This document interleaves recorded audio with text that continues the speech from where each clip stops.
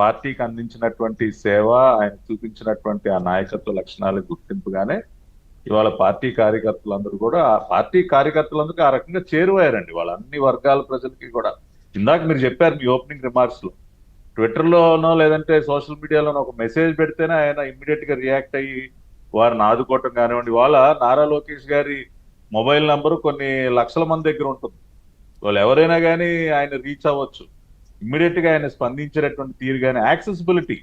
ఇవాళ ఆయన ప్రజా దర్బార్ కొన్ని గంటల పాటు ఎవరండి ఇప్పుడు 4-5 గంటలు నుంచుని ఆయన అందరి దగ్గర నుంచి కూడా వినతులు స్వీకరించడం, అందరి కష్టసుఖాలు తెలుసుకోవటం, ప్రతినిత్యం పార్టీ కార్యాలయానికి రావటం, అందరికి అందుబాటులో ఉండటం కానీ, ఇవన్నీ కూడా ఆయన్ని మరింత చేరువ చేశాయి అందరికీ కూడా. ఇవాళ ఆయనను చూసి మేము అందరం కూడా స్ఫూర్తి పొందుతాం. అంటే ఆయన పట్ల, ఆయన గురించి ఎన్నో రకాలుగా అనేక విమర్శలు ఆయన రాజకీయాల్లో అడుగుపెట్టిన దగ్గర నుంచి ఎన్ని ఎదుర్కొన్నారండి. ఆయన బాడీ షేమింగ్ చేశారు, ఆయన రకరకాలుగా ఆయన పైన బురద జల్లారు, రకరకాల విమర్శలు అన్ని కూడా తట్టుకుని నిలబడి ఆయనని ఆయన మౌల్డ్ చేసుకున్నటువంటి తీరు.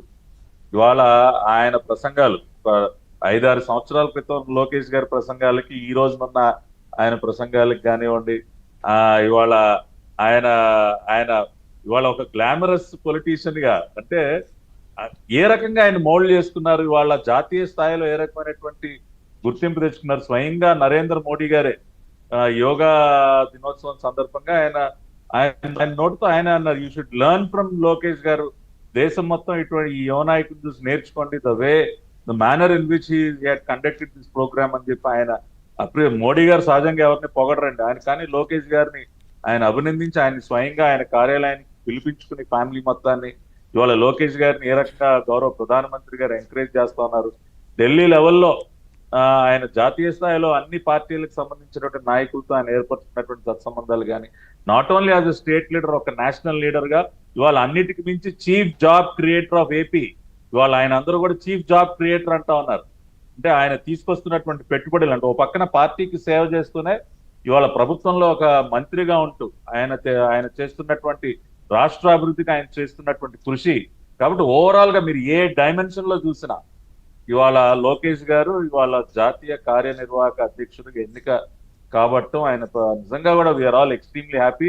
హృదయపూర్వకంగా మన డిబేట్ ద్వారా లోకేష్ గారికి నా అభినందనలు, శుభాకాంక్షలు తెలియజేస్తా ఉన్నాను. ఆయన నాయకత్వంలో మేమందరం కూడా పనిచేయటం నిజంగా మా అదృష్టం. అంటే చంద్రబాబు నాయుడు ఇప్పటి వరకు చంద్రబాబు గారి నాయకత్వంలో పనిచేసిన శ్రేణులు, మీలాంటి వాళ్ళు, మీ జూనియర్లు, మీకంటే టాప్ సీనియర్స్ కూడా చంద్రబాబు గారి నాయకత్వంలో పనిచేశారు కదా. లోకేష్ గారి నాయకత్వం ఎలా ఉండొచ్చు? ఎందుకంటే టెక్నాలజీ ఎలాగైతే మారుతూ ఉంటుందో at the same time politics కూడా అలాగే డైనమిక్గా మారుతూ ఉన్నాయి, చాలా డైనమిక్గా ఉన్నాయి ఇవాళ పాలిటిక్స్. ఎక్కడ కన్సాలిడేట్ లేదా ఎక్కడ సాలిడ్గా మారట్లా, ఎక్కడ చూసినా ఫ్లూయిడ్గానే కనపడుతున్నాయి పాలిటిక్స్. ఎప్పుడు ఏం జరుగుతుందో తెలియదు, అలా ప్రవహిస్తూ ఉంటాయి నదుల్లాగా. ఎవడు ఏ పార్టీలో ఉంటాడో ఎక్కువ రోజులు తెలియని పరిస్థితి కదా. ఈ మారిన ఈ పరిస్థితుల్లో లోకేష్ గారి నాయకత్వం ఎలా ఉండొచ్చు మీకు? లోకేష్ గారి నాయకత్వం ఏ విధంగా ఉంటుందని చెప్పడానికి నేను ఒక 2 ఉదాహరణలు చెప్తా విజయ్. కడప మహానాడి ముందు మమ్మల్ని అందరినీ పిలిచారు ఒకసారి. లోకేష్ గారు వారి ఇంటికి పిలిస్తే మేము అందరం వెళ్ళాం. 10-15 మంది నాయకులు, సీనియర్ నాయకులు ఉన్నారు, నాలాంటి యంగ్స్టర్స్ ఉన్నారు, అందరం వెళ్ళి కూర్చుంటే ఆ రోజున చర్చ ఏంటంటే పార్టీకి సంబంధించి మనం, అంటే అన్న నందమూరి తారక రామారావు పార్టీ స్థాపించిన సమయంలో మనం మౌలికంగా కొన్ని సిద్ధాంతాలని ఏర్పాటు చేసుకున్నాం. కూడు గుడ్డ నీడ అని కానివ్వండి, సమాజమే దేవాలయం, ప్రజలే దేవుడు అని, ఇట్లా we have a basic foundation. అంటే ఏ సిద్ధాంతం పైన పార్టీ పనిచేయాలని, దాన్ని ఇంకా కొంచెం మనం ఎక్స్పాండ్ చేసి మనం దాన్ని ఇంకా విస్తృతపరచాలి అని చర్చ చేసినటువంటి సందర్భంలో ఆయన ప్రస్తావించినటువంటి ఆయన ప్రపోజల్, ఫస్ట్ ప్రపోజల్ కార్యకర్తే అధినేత. ఇది నేను ప్రపోజ్ చేస్తా ఉన్నా, ఇది పార్టీకి ఒక మౌలిక సిద్ధాంతంగా దీన్ని మనం ఏర్పాటు చేయాలి అంటే ఇట్స్ జస్ట్ బ్రిలియంట్. అంటే అంత గొప్ప ఆలోచన. కార్యకర్తే అధినేత, కార్యకర్త ఈ సుప్రీం అని ఆ రోజు ఆయన మాట చెప్తూ, ఇది కేవలం మాటగానే కాదు, భవిష్యత్తులో మనం చేతల్లో చేసి చూపించాలి అని చెప్పి ఆయన చెప్పటమే కాకుండా ఆచరణలో పెట్టారు. ఈ రోజు మొన్న పార్టీ ఆవిర్భావ దినోత్సవం రోజున వేదిక పైన ఆయన కార్యకర్తలను కూర్చోబెట్టారు. అదే విధంగా ఈ రోజున పాలిట్ బ్యూరో లిస్టు చూడండి వికే గారు. ఇవాళ మీరు చూసినట్లయితే శ్రీదేవి, గంట్యాల శ్రీదేవి గారు, గజపతి నగరం నియోజకవర్గం, ఆవిడ ఒక మండల పార్టీ ప్రెసిడెంట్ అండి. నేరుగా ఇవాళ పాలిట్ బ్యూరోలో స్థానం కల్పించారు. అదే విధంగా మా గుత్తికొండ ధనుంజయ్, ఒక క్లస్టర్ ఇన్ఛార్జ్ ధనుంజయ్, కానీ ఇవాళ నేరుగా పాలిట్ బ్యూరోలో స్థానం కల్పించారు. అంటే కింద స్థాయిలో ఉన్నటువంటి కార్యకర్తల్ని ఏ రకంగా గుర్తించాలి, వారిని ఏ రకంగా పై లెవెల్కి తీసుకురావాలి. సాధారణంగా వేరే పార్టీల్లో ఆ ఒక మండల పార్టీ ప్రెసిడెంట్ నుంచో, ఒక క్లస్టర్ ఇన్ఛార్జ్ నుంచో మనం టాప్ లెవెల్ కమిటీలోకి వెళ్ళాలంటే ఎన్నో సంవత్సరాలు వెయిట్ చేయాలి, దానికి ఎన్నో రకాలైనటువంటి సిఫార్సులు కావాలి, రికమెండేషన్లు కావాలి. కానీ అవి ఏమీ లేకుండా ఇవాళ ఇద్దరు కార్యకర్తల్ని నేరుగా పాలిట్ బ్యూరోలో తీసుకొచ్చి కూర్చోబెట్టినటువంటి ఘనత ఖచ్చితంగా నారా లోకేష్ గారికి దక్కుతుంది. ఎందుకంటే నేను ప్రత్యక్ష సాక్షి. ఆ రోజు జరిగినటువంటి చర్చకి ఆయన అన్న మాటలు ఇప్పటికీ కూడా నాకు గుర్తున్నాయి. ఆచరణలో పెట్టి చూపిస్తానని ఆ రోజు చెప్పారు, ఇవాళ ఆచరణలో పెట్టి చూపిస్తా ఉన్నారు. మరి it is one great example of Lokesh గారు లీడర్షిప్.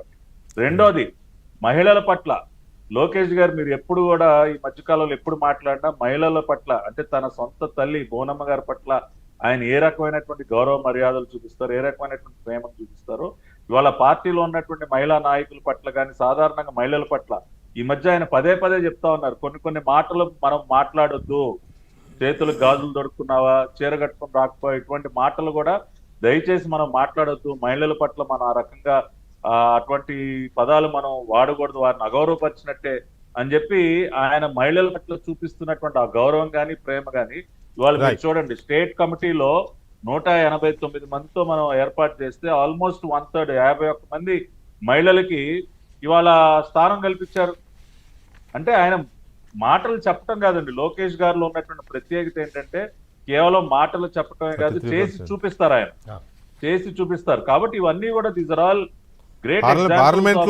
పార్లమెంట్ లో బిల్లు అవ్వక ముందే పార్టీ కమిటీలో 33% అవును, మహిళలకి ఆ రకమైనటువంటి ప్రాధాన్యత. అదేవిధంగా తెలుగుదేశం పార్టీకి మొదటి నుంచి ఆ ట్రాక్ ఉందిలేండి. ఎన్టీ రామారావు గారు ఆస్తిలో సమాన హక్కు చట్టం తెచ్చినప్పటి నుంచి ఆ పార్టీకి మహిళల విషయంలో చాలా హై ప్రయారిటీ. సార్ ఒక్క నిమిషం పట్టాభి గారు, ఒక పాయింట్ చెప్పి ముగిస్తా సార్, ఒక పాయింట్. అదే విధంగా ఇవాళ రాష్ట్ర కమిటీ కూర్పులో లోకేష్ గారు ఇన్వాల్వ్మెంట్ వల్ల ఇవాళ చూడండి, చంద్రబాబు నాయుడు గారు అంటే తండ్రికి తగ్గ తనుడిగా ఇవాళ సామాజిక న్యాయం చంద్రబాబు నాయుడు గారు ఎప్పుడు కూడా ఆ బ్యాలెన్స్ ఎప్పుడు మెయింటైన్ చేస్తారు. ఇవాళ 189 మంది స్టేట్ కమిటీలో 122 పదవులు ఎస్సీ, ఎస్టీ, బీసీ మైనారిటీలకి ఇచ్చామని. 122, 78 మంది బీసీలు, 25 మంది ఎస్సీలు, 7 ఎస్టీలు, 13 మైనారిటీలు. కానీ ఇవన్నీ మీరు లెక్కేస్తే దాదాపుగా 122 పదవులు out of 189 SC, ST, BC మైనారిటీలకి ఇచ్చి ఇది ఖచ్చితంగా పేద బడుగు బలహీన వర్గాల పార్టీ తెలుగుదేశం పార్టీ అని చెప్పి మరొకసారి రుజువు చేయడం జరిగింది. వీటన్నిటి వెనక కూడా లోకేష్ గారి ముద్ర ఖచ్చితంగా ఉంది. అందుకనే ఇవాళ మేమందరం కూడా ఆయన అంతగా అభిమానిస్తాం. రైట్. మనం